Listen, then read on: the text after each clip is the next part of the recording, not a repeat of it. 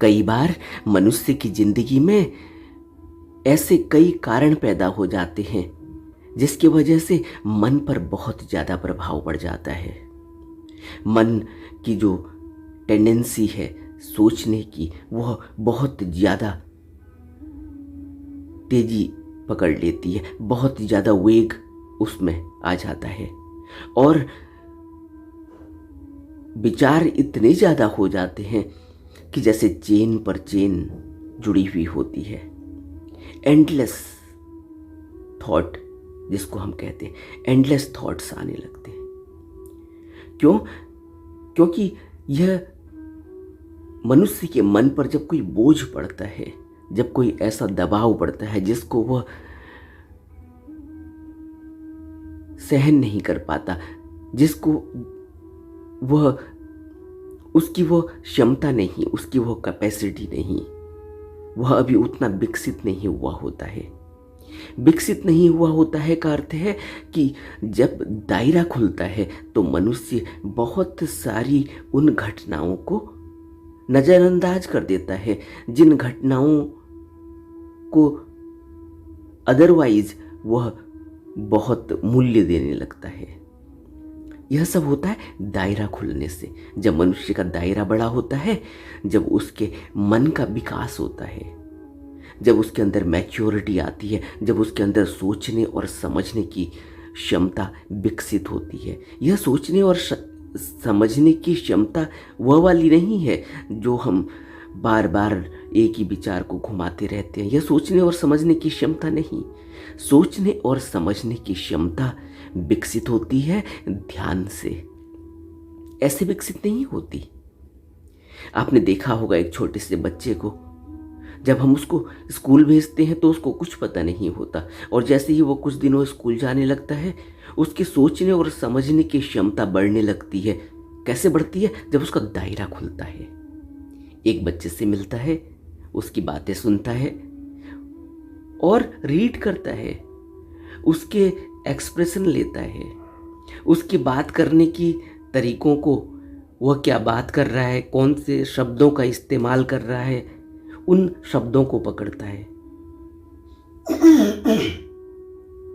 और इससे क्या होता है? इससे उसके अंदर एक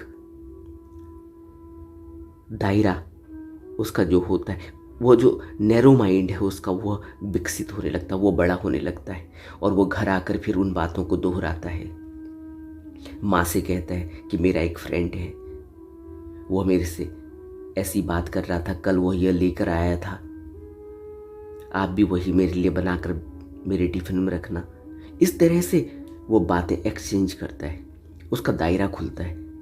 चाहे वो काम की बात हो, चाहे वो काम की बात नहीं हो, लेकिन अभी घर के अंदर तो उसके पास सिर्फ 1 2 3 4 लोग होते हैं, लेकिन अब वो बाहर जाता है, 40-50 बच्चे दिखाई देते हैं उसको।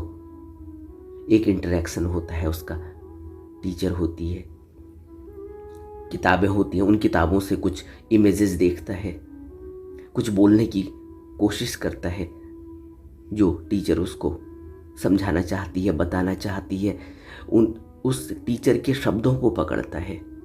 इस तरह से उसका दायरा खुलता है। इसी तरह से एक परिपक्व, एक मैच्योर माइंड जब बनता है तो दायरा बहुत बड़ा हो जाता है। अगर हमारा दायरा छोटा है अभी, जैसे आपने देखा होगा आजकल 18 साल के, 20 साल के बच्चे, 25 साल के बच्चों के अंदर ओवर थिंकिंग की समस्या आने लगी है। ओवर थिंकिंग क्यों होती है? ओवर थिंकिंग इसीलिए हो रही है कि उनका अभी दायरा नहीं खुला और वो बहुत छोटी छोटी चीज़ों को लेकर परेशान हो जाते। आपने देखा ना, एक व्यक्ति ने, एक बच्चे ने किसी दूसरे बच्चे को ब्लॉक कर दिया क्योंकि उसने उससे सही तरीके से बात नहीं करी, उसने उसको गुस्सा कर दिया था फ़ोन पर। वह उससे कुछ पूछ रहा था स्कूल के बारे में और उसने उसको कुछ गुस्से में बात कर दी, उसने उसको ब्लॉक कर दिया। अब वो यहाँ परेशान है घर में बैठा हुआ कि मेरे को ब्लॉक कर दिया। अब देख रहे हो इस क्या है? ये नैरो माइंड है। अब ये नैरो माइंड की वजह से यह बच्चा अब ओवर थिंकिंग कर रहा है। कल को उससे बात करूँगा तो उसको पूछूंगा तो क्या हुआ क्या नहीं हुआ, अब फ़ोन कैसे मिलाऊं, किसी और तीसरे बच्चे से बात करेगा, उससे कहेगा कि उसको मैसेज दो, उसने मेरे को ब्लॉक क्यों कर दिया, मैं उससे बात करना चाहता हूँ। और इस तरह से अनंत सोचें पैदा हो सकती हैं। पता नहीं क्या क्या करेगा वो, फिर कहाँ कहाँ तक उसकी सोच जा सकती है, इसका हम अंदाज़ा भी नहीं लगा सकते। और यह ओवर थिंकिंग की वजह से क्या होता है कि उसको अब उसका जो डेली रूटीन है वो डिस्टर्ब हो जाता है, उसकी बॉडी डिस्टर्ब हो जाती है इस छोटी सी बात पे कि किसी बच्चे ने उसको ब्लॉक कर दिया, उसका फ़ोन, उसका नंबर ब्लॉक कर दिया। अब वो उससे बात नहीं कर पाएगा सोशल प्लेटफॉर्म पर। इस वजह से इस बच्चे के अंदर इतनी ओवर थिंकिंग पैदा हो जाती है और इस ओवर थिंकिंग की वजह से इसका पेट डिस्टर्ब हो जाता है, बॉडी में प्रभाव पड़ने लगे। अब इसको भूख लगनी बंद हो गई, अब वो सिर्फ सोचे जा रहा है। माँ कह रही है खाना खा ले, खाने का टाइम हो गया, लेकिन उससे भूख भी नहीं लग रही है, भूखेगा बाद में खा लूँगा, गुस्सा करेगा माँ के ऊपर। पूरी बॉडी का मैकेनिज्म हिल गया है। बॉडी में जो खाना जो भी इसने अब तक खाया था वो खाना पचना बंद हो गया, क्योंकि बॉडी का पूरा मैकेनिज्म, बॉडी की पूरी एनर्जी माइंड की तरफ चली गई है। अब वो विचारों को ले रहा है, उसके अंदर जो प्रोसेसिंग की पावर थी, बॉडी में जो प्रोसेसिंग चल रही थी, अब वो धीमी होने लगी है। अब खाना पचना कम होने लग गया, अब ब्लड सर्कुलेशन ज़्यादा चाहिए, अब शुगर ज़्यादा चाहिए। क्यों?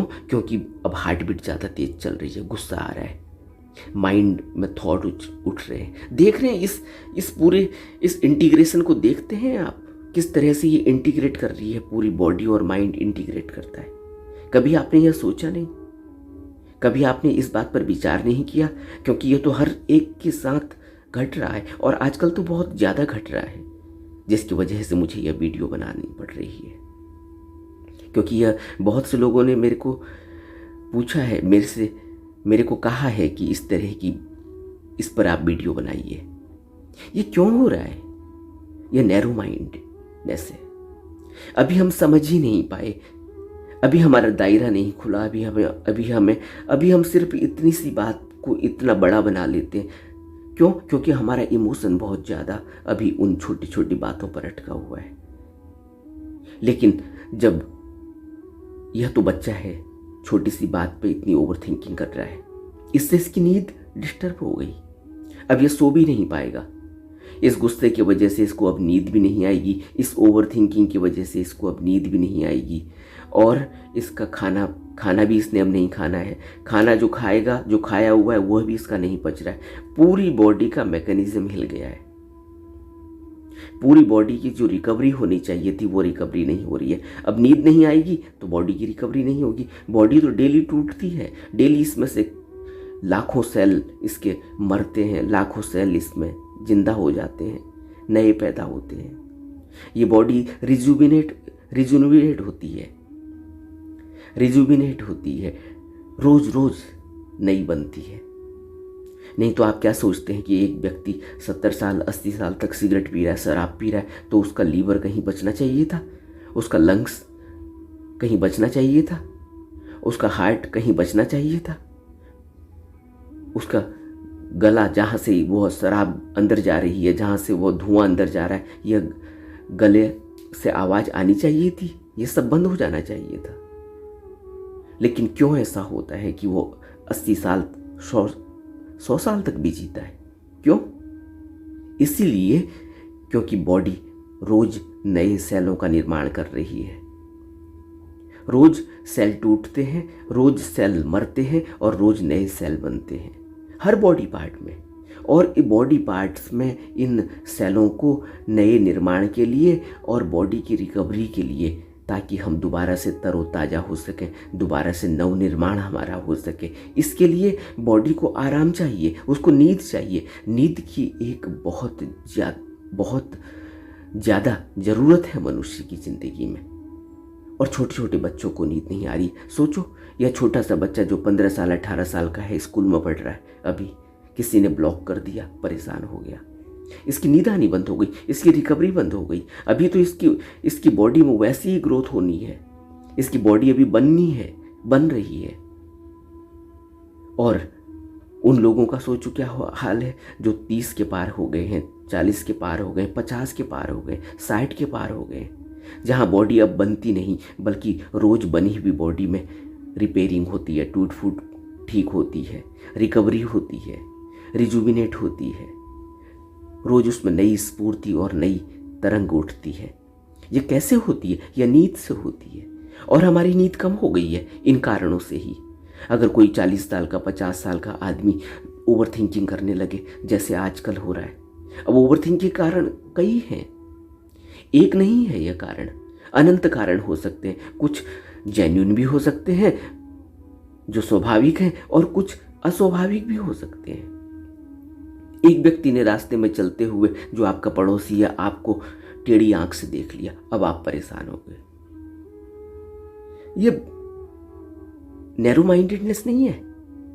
किसी व्यक्ति ने देख लिया, यह वह जाने उसने क्यों देखा, हम इतना परेशान क्यों हैं। एक व्यक्ति ने आपको घूर दिया, एक व्यक्ति ने आपको हेलो नहीं की, हाई नहीं की, आप परेशान हो गए। अरे नहीं की, कोई बात नहीं, वो अभी अपनी जिस तरह से आप अपने विचारों में उलझे हुए हैं वह भी उलझा होगा, नहीं है उसका आज मन आपको विश करने का। लेकिन हम परेशान, हम घर में आकर उसका पूरा एक इश्यू बना देंगे, न जाने कितने लोगों को फ़ोन करेंगे, न जाने कितनी बात करेंगे इस छोटी सी बात पर कि किसी व्यक्ति ने आज मुझको विश नहीं की जो मुझे रोज करता था, मेरी इज्जत नहीं कर रहा है कोई। हम परेशान हुए बैठे हैं घर में। सोचते हो ये छोटी छोटी बातों से हम कितना परेशान हो जाते हैं। और यह ओवर थिंकिंग हमारी नींद कम होने का परिणाम है। और जब नींद कम हो जाएगी, बॉडी में रिकवरी कम हो जाएगी। और जैसे ही बॉडी में रिकवरी नहीं होती, पूरी बॉडी रिजुविनेट नहीं होती, बॉडी दोबारा से उसको नव स्फूर्ति नहीं मिलती, नई तरंग नहीं मिलती, नवजीवन नहीं मिलता, उस बॉडी में रोग शुरू हो जाते हैं। वो बॉडी रोगी होने लगती है। क्यों? क्योंकि उसका खाना नहीं पच रहा है प्रॉपर तरीके से। रात में 11 बजे 10 बजे आदमी खाना खा रहा है, उसको रात में नींद नहीं आ रही है, वो 1 बजे 2 बजे तक सोता ही नहीं है, 3 बजे तक सोता ही नहीं। और जब उठने का टाइम होता है तब उसे नींद आती है। और बॉडी की रिकवरी का टाइम पता है आपको क्या है? बॉडी जिस समय तक ब्रह्म मुहूर्त होता है, कहते हैं कि 3 बजे से पहले पहले तक बॉडी की रिपेयरिंग चलती है, उसके बाद बॉडी रिपेयर नहीं करती। इस बॉडी में जो भी नवनिर्माण होता है, जो भी इसकी रिकवरी होनी होती है, रिपेयरिंग होनी होती है, वह 3 बजे से पहले पहले हो जाती है। देखो, आयुर्वेदिक ज्ञान अगर आपको हो, आपको अगर नेचुरोपैथी का थोड़ा सा ज्ञान हो, तो आप इस बात को समझ रहे होंगे। जब ब्रह्म मुहूर्त हो जाता है, जब बॉडी के उठने का समय हो जाता है, जब मनुष्य के उठने का समय हो जाता है, 3 बजे के बाद तो मनुष्य के उठने का समय हो जाता है। यह कुदरत के द्वारा कुदरत जन्य है। और हम 4 बजे सोते हैं, 5 बजे सोते हैं। हमारी जिंदगी का पूरा, हमारी लाइफ स्टाइल ही पूरी उल्टी चल रही है। अब हम ओवर थिंकिंग से भी परेशान हैं, अब हमें नींद भी नहीं आती, और लाइफ स्टाइल हमारा ऐसा है। तो अगर हमारी ज़िंदगी में, अगर हमारे शरीर में वक्त से पहले रोग ना आ जाएं तो क्या होगा? आप सोचो तो जरा। तो हमें इस पर विचार करना चाहिए कि हमें वक्त पर खाना खाना चाहिए, हमें वक्त पर सोना चाहिए। पहली बात, हम वक्त पर नहीं सोचते। हम तो 11-12 बजे तो आजकल एक साधारण ज़िंदगी है जिसमें खाना खाया जाता है शहरों में क्या, अब तो गाँवों में भी, पहले गाँवों में शाम को 6 बजे 7 बजे तक खाना हो जाता था। आज तो गाँवों में भी लोग 10 बजे तक टेलीविज़न देखते हैं, मोबाइल देखते हैं, खाना खाते हैं। पूरा लाइफ स्टाइल बदल गया।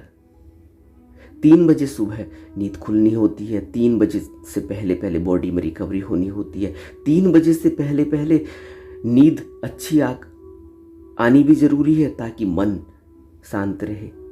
अब न तो माइंड की रिकवरी हो पा रही है क्योंकि ओवर थिंकिंग से विचार चल रहे हैं, न तो बॉडी की रिकवरी हो पा रही है, न खाना पच पा रहा है। हमारी बॉडी में जितने भी अंग हैं, इन सब अंगों की रिकवरी होनी होती है, और सोने से ही रिकवरी होती है, नींद से। जब हम नींद में होते हैं तब रिकवरी होती है। सोचो हमारी जिंदगी कहाँ चली गई। और ओवर थिंकिंग किन बातों से लेकर है? उन बातों से लेकर ओवर थिंकिंग है जो नगण्य भी हैं कई बार। कुछ तो ठीक है, जो स्वाभाविक है, जो मनुष्य का एक व्यक्तित्व है, जो मनुष्य की एक पर्सनैलिटी है, जो मनुष्य का एक नेचुरल मैकेनिज्म है, उसमें स्वाभाविक है कि कुछ उसको चिंता होगी ही। अगर चिंता नहीं होगी तो फिर वह आगे को कदम कैसे बढ़ाएगा।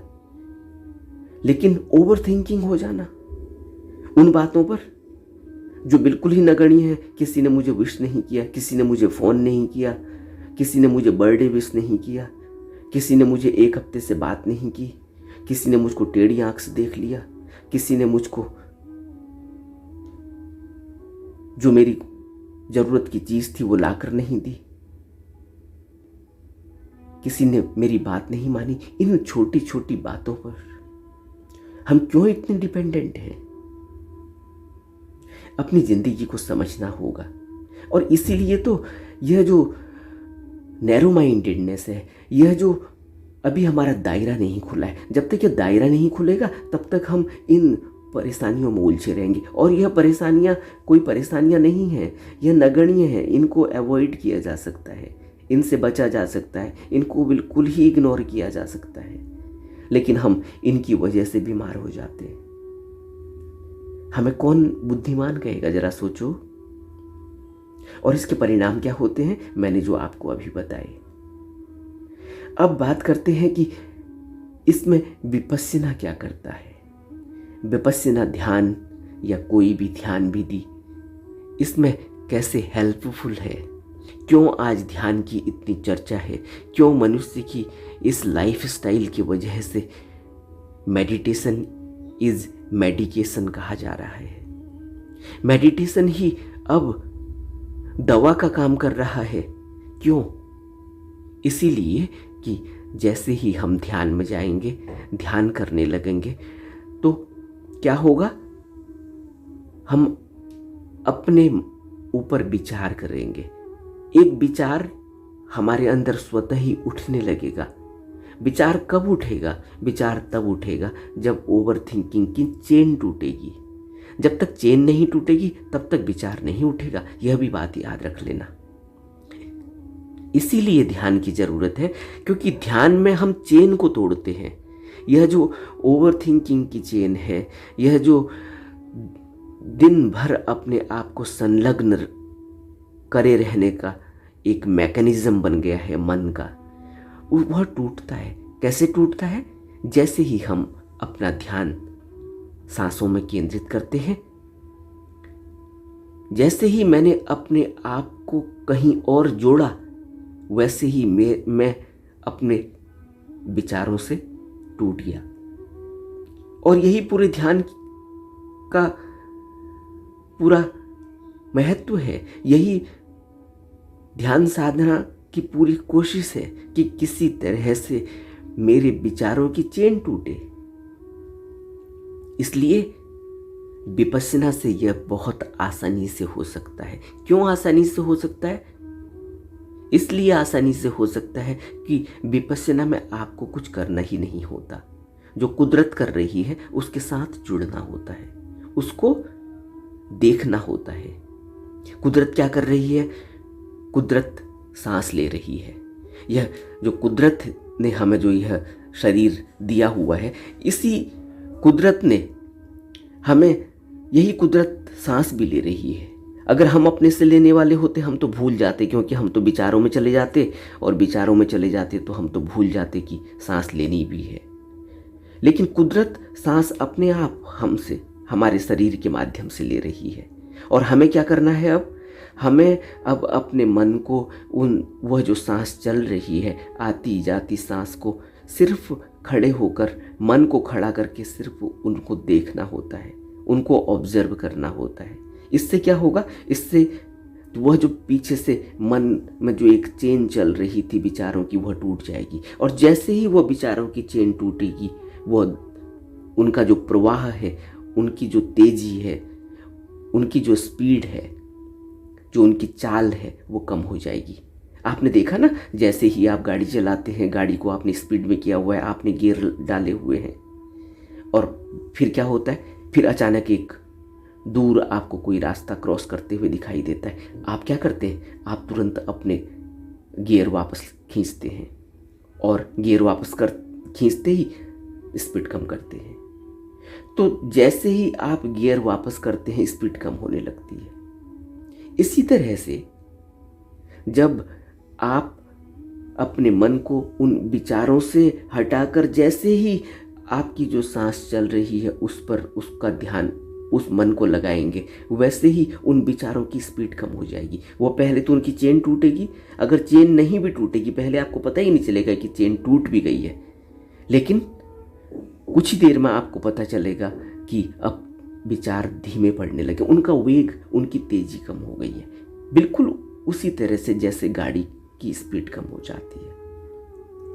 और यह एक दिन में नहीं होगा कि एक दिन में ही आपके विचार कम हो गए, एक दिन में ही उनकी स्पीड कम हो गई, एक दिन में ही मन सीधे आपके ध्यान, आपका मन आपके आती जाती सांस पर टिक जाएगा। यह एक दिन का काम नहीं, यह वर्षों का काम है, और यह सबसे आसान काम है। इसमें आपने कुछ भी नहीं करना। और ओवर थिंकिंग के लिए, डिप्रेशन के लिए, ज़्यादा चिंता के लिए, ज़्यादा मन पर पड़े हुए दबाव के लिए यह एक आसान विधि है, सबसे आसान विधि, कि हम विपश्यना करें। विपश्यना के माध्यम से विचारों की चेन टूटेगी, और जैसे ही विचारों की चेन टूटती है वैसे ही आप पाएंगे कि आपका मन थोड़ा शांत हो गया, आपको नींद आने लगी, और जैसे ही आपको हल्की नींद में आप जाने लगेंगे वैसे ही आपकी बॉडी में दोबारा से रिकवरी होने लगेगी, और जैसे ही आप नींद में जाने लगेंगे वैसे ही आपका मन शांत होने लगेगा। इसीलिए डॉक्टर सबसे पहला काम क्या करता है उन लोगों के लिए जो ओवर थिंकिंग में चले जाते हैं, उन लोगों के लिए क्या करता है, जिन लोगों का मन बहुत ज़्यादा सोचने लगा है, ओवर थिंकिंग में चला गया है, कि किसी तरह से इसको नींद आ जाए। नींद आते ही एक विराम आने लगेगा, कॉन्शियस माइंड में विराम। वो इतने कॉन्शियस माइंड में चला गया है कि अब वो सबकॉन्शियस में जाता ही नहीं, अब उसको नींद वो आती ही नहीं, और जब तक नींद नहीं आएगी तब तक उसकी रिकवरी नहीं होगी। और नींद आने के लिए यह बहुत ज़रूरी है कि अब उसको कहीं रोका जाए, उसके विचारों को रोका जाए, या उसको उसकी उन गतिविधियों से उसका माइंड डाइवर्ट किया जाए। तो डॉक्टर जब देखता है कि ओवर थिंकिंग बहुत ही ज़्यादा हो रही है, जिसकी वजह से इसका कंसंट्रेशन ख़त्म हो गया है, तो डॉक्टर क्या करता है, डॉक्टर सबसे पहले आपसे पूछेगा कि चलो काउंटिंग करो, 1 से लेकर 10 तक काउंट करो। तो वो ये देखता है कि इसका रिदम कितना है, 1 से 10 तक की काउंटिंग में इसका रिदम क्या है। फिर आपसे तुरंत पूछेगा, चलो 12 की 10 की टेबल बताओ, चलो 5 की टेबल बताओ, चलो 5 5 जाए कितना होता है बताओ, 5 8 जाए कितना होता है बताओ, 12 5 जाए कितना होता है बताओ। ये क्यों कहता है डॉक्टर आपसे? जो भी व्यक्ति ओवर थिंकिंग में चला गया, जो भी व्यक्ति को मानसिक रूप से परेशानी पैदा होने लगी है, नींद आनी बंद हो गई है, डॉक्टर उससे क्या करता है, सबसे पहले एक क्वेश्चनियर, एक पूरी क्वेश्चनियर उसको भरने को कहा जाता है। अगर आपने कभी विजिट किया हो, आप कभी गए हो ऐसे हॉस्पिटल में जहाँ ओवर थिंकिंग के लोगों का इलाज किया जा रहा है, जहाँ उनकी काउंसलिंग की जा रही है, तो वहाँ जाकर आप देखेंगे यह सब कि जब उनकी काउंसलिंग की जाती है तो काउंसलिंग से पता चलता है कि यह अभी किस रेटिंग में है, अभी ये कहाँ पर है जहाँ से इसको रोका जा सकता है। क्या इसको दवा की ज़रूरत है, या इसको योगा की ज़रूरत है, इसको प्राणायाम की ज़रूरत है, या इसको जो है और कोई ध्यान साधना की ज़रूरत है, या इसको दवा की ज़रूरत है, और दवा की कितनी डोज की ज़रूरत है, इसकी काउंसलिंग कैसे की जा सकती है, इसको एडमिट करने की ज़रूरत है, या इसके जो गार्जियन हैं, जो पेरेंट्स हैं, या जो भी देखभाल कर रहा है उसके साथ ही रखने की ज़रूरत है, इसको अलग से चैम्बर देने की ज़रूरत है, या इसको और रोगियों के साथ यहाँ सुबह से लेकर शाम तक रखने की ज़रूरत है, या कुछ दिनों तक रखने की ज़रूरत है। यह सब वहाँ निर्धारण किया जाता है काउंसलिंग के माध्यम से। और काउंसलिंग में भी वो यही पूछते हैं, सबसे पहले वो देख रहे हैं कि रिदम क्या है ओवर थिंकिंग का। तो इसलिए मैं आपसे कहता हूं कि विपस्सना के माध्यम से हम सब कुछ घर में ही कर सकते हैं, हमें कहीं जाने की जरूरत नहीं, कोई ऐसी मुसीबत नहीं आ गई है। बस हमें क्या करना होगा, हमें सबसे पहले तो एक वक्त निश्चित करना होगा कि जिस समय हमें ध्यान करना है, विपस्सना करनी है, योगा करना है। जैसे ही हम अपनी सांस को देखते, ये बहुत मुश्किल भी हो जाएगा अपनी ध्यान को देखना, अगर अपनी सांस को देखना। क्यों? क्योंकि अगर आप बहुत ज़्यादा ख्यालों में चले गए हैं, बहुत ज़्यादा ओवर थिंकिंग में चले गए हैं और आपकी रिकवरी अब बॉडी में बहुत कम होने लगी है और आपके माइंड ने पूरी तरह से ग्रास्प कर लिया है आपको, तो फिर आपको यह हो सकता है कि आपका ध्यान आती जाती सांस में आनापानसति आप न कर पाए। आपका ध्यान, आपको पता ही नहीं चलेगा सांस कब आई और कब गई, क्योंकि आपकी चेन बहुत ज़्यादा लंबी है विचारों की और बहुत मजबूत है, वो टूटती नहीं हल्के से। तो इसमें क्या करना होगा, इसमें पहले कैथारसिस करना होगा। इस कैथारसिस पे भी थोड़ी सी बात करते हैं। क्यों? क्योंकि जब तक कैथारसिस नहीं करेंगे, जब तक रेचन नहीं करेंगे, तब तक आप ध्यान नहीं दे पाएंगे अपनी आती जाती सांस पर जो स्वतः ही चल रही है। इसलिए हमें रेचन करना होगा। और आज के दौर में मैं तो यह मानता हूँ कि रेचन ज़्यादा ज़रूरी है पहले विपस्सना के, आनापानसति के। लेकिन क्योंकि यह आनापानसति का मुख्य आधार नहीं है, यह ओरिजिनल आनापानसति नहीं है, ओरिजिनल विपस्सना नहीं है, इसलिए इसकी सलाह नहीं दी जाती। क्योंकि ओरिजिनल विपस्सना, ओरिजिनल आनापानसति में तो हम कुछ भी नहीं करते, हम सिर्फ एक ऑब्जर्वर की तरह दूर खड़े होकर अपने आती जाती सांस को देख रहे हैं कि वो शरीर में किस तरह से रेगुलेट हो रही है, किस तरह से काम कर रही है, आ रही है, जा रही है। लेकिन आज के दौर में जहाँ इस तरह से हमारी स्थिति हो गई है, वहाँ हमें रेचन करना होगा। रेचन क्या होता है? रेचन में हम पहले कॉन्शियसली सांस को लेते हैं और छोड़ते हैं। तो उन लोगों के लिए मैं पहले ही कह रहा हूँ कि यह विपस्सना का ओरिजिनल रूप नहीं है, लेकिन उन लोगों के लिए जो अभी इस स्थिति में ही नहीं है कि कर पाएंगे, उनके लिए यह बेहतर है कि वो रेचन करें। रेचन में वो पहले सांस को लें, खूब लंबी सांस लें और जितनी सांस लेते हैं उससे दुगनी सांस को बाहर फेंकें। इसके लिए एक बहुत अच्छा मेथड है कि वो काउंटिंग करें, 1 2 3 4। जब सांस को अंदर लें तो काउंटिंग करें 1 2 3 4। जब काउंटिंग में सांस अंदर उन्होंने ले ली, उस काउंटिंग में फिर 2 1 2 काउंटिंग और करें जब उस सांस को रोकें। जैसे हमने सांस ली 1 2 3 4, फिर 1 2, यहाँ हमने सांस को रोक लिया अंदर ही, फिर मैंने उस सांस को बाहर जब फेंका है तो मैं अब काउंटिंग करूँगा 8 तक। 1 2 3 4 5 6 7 8। जानते हो इसका क्या मतलब है? इसका मतलब ये है कि जब मैंने काउंटिंग करी 1 2 3 4, मैंने सांस अंदर खींची, 1 2 मैंने सांस को रोका, 1 2 3 4 5 6 7 8। इसमें क्या हुआ? सांस मैंने 4 बार अंदर खींची, 4 काउंटिंग करने तक, 2 काउंटिंग करने तक रोकी और 8 काउंटिंग करने तक छोड़ी है। यानी मेरे बॉडी के अंदर जितना कार्बन है, जितनी कार्बन डाइऑक्साइड है, वह बाहर निकली। ऑक्सीजन बॉडी में ज़्यादा रहनी चाहिए, कार्बन डाइऑक्साइड बॉडी से ज़्यादा बाहर निकलनी चाहिए। और होता क्या है कि जो व्यक्ति ओवर थिंकिंग में चला जाता है, स्ट्रेस में चला जाता है, चिंता में चला जाता है, डिप्रेशन में चला जाता है, वह क्या करता है, उसकी कार्बन डाइऑक्साइड बॉडी में ज़्यादा होने लगती है, ऑक्सीजन कम होने लगती है। यह एक इस वजह से। और ऑक्सीजन क्या है? आपकी बॉडी जो चल रही है, बॉडी में जो भी एनर्जी है वो ऑक्सीजन की एनर्जी है। आपको पता है ऑक्सीजन बहुत ज्वलनशील है, ऑक्सीजन जलती है। आप जब माचिस जलाते हैं वो ऑक्सीजन की वजह से जल रही है।